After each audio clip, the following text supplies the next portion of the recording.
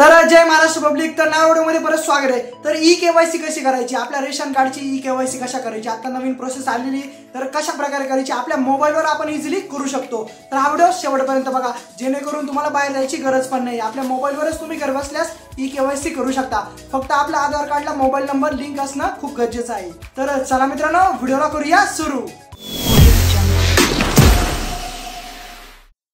सगळ्यात पहिले आपला मोबाईल आपल्याला ओपन करून घ्यायचा आहे आणि आपल्याला काय करायचं, प्ले स्टोर यायचं. आपल्या प्ले स्टोर आल्यानंतर तिथं सरळ सर्च बारमध्ये सर्च करायचं, ई केवायसी सर्च करायचं. तर ही पहिलीच ॲप आहे आपली मेरा ई केवायसी नावाची. तर मेरा ई केवायसी सर्च केल्यानंतर ही पहिली ॲप बघू शकता इथं, नॅशनल इन्फॉर्मेटिक्स सेंट्रिक.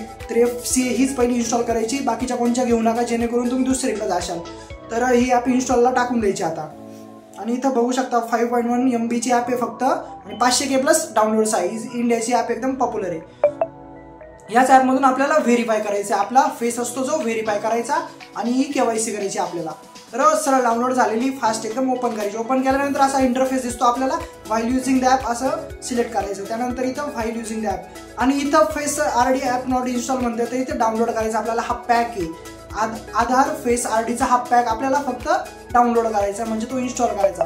तर 44 MBचा इन्स्टॉल होतोच.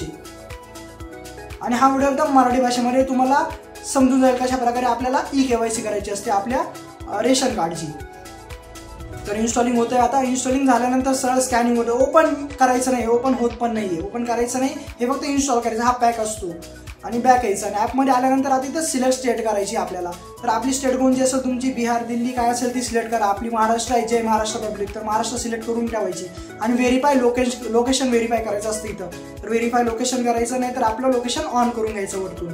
तर आता व्हेरीफाय लोकेशन करतोय मी. तर आता क्लिक केल्यानंतर व्हेरीफाय झालेलं आहे. त्यानंतर इथं एंटर आधार नंबर. आधार नंबर एकदम व्यवस्थित टाका, आधार नंबर एकदम चेकआउट करा आणि टाका, नाही तर आधार नंबर चुकला तर पुढची प्रोसेस होणार नाही. परत युट्यूबरला नावं ठेवशाल की तुम्ही व्हिडिओ चुकीचा बनवला, बरोबर आहे की नाही. त्यानंतर सरळ एंटर केल्यानंतर OTP येतो आपल्याला, OTP व्हेरिफिकेशन येतो. तर इथं OTP टाकायचा आहे आपल्याला. OTP आता किती, 1 2 3 4 5 6 अंकाचा OTP आहे हा. त्यानंतर कॅप्चा कोड वगैरे नीट फिलअप करा, कारण इथं कॅप्चा कोड ते लेटर्स वगैरे कसे असतात, ते केस लेटरमध्ये असतं, ते बिग स्मॉल त्याच्यामुळं ते कधी कधी आपल्याला लक्षात नाही. तर इथं सबमिट केल्यानंतर असं बघू शकता स्क्रीनवर काय दिसतं. आता इथं नेम दिसतं युजरचं, होम स्टेट दिसतं महाराष्ट्र, त्यानंतर कार्ड नंबर म्हणजे रेशन कार्डचा नंबर आलेला आहे इथं, म्हणजे आपलं झालेलं. अजून एक प्रोसेस राहिली, त्यानंतर आपलं सक्सेसफुल होऊन जाईल. तर इथं ई केवायसी अप्रुव्हल झालं, आधार नंबर. त्यानंतर आपल्याला नेक्स्ट प्रोसेस करायची. नेक्स्ट प्रोसेस म्हणजे आता बघू शकता स्क्रीनवर. त्यानंतर फेस ई केवायसीवर क्लिक करायचं. खाली फेस ई केवायसीवर क्लिक केल्यानंतर इथं ॲक्सेप्ट करून द्यायचं. ॲक्सेप्ट केल्यानंतर इथं व्हाईल युझिंग द ॲप करायचं.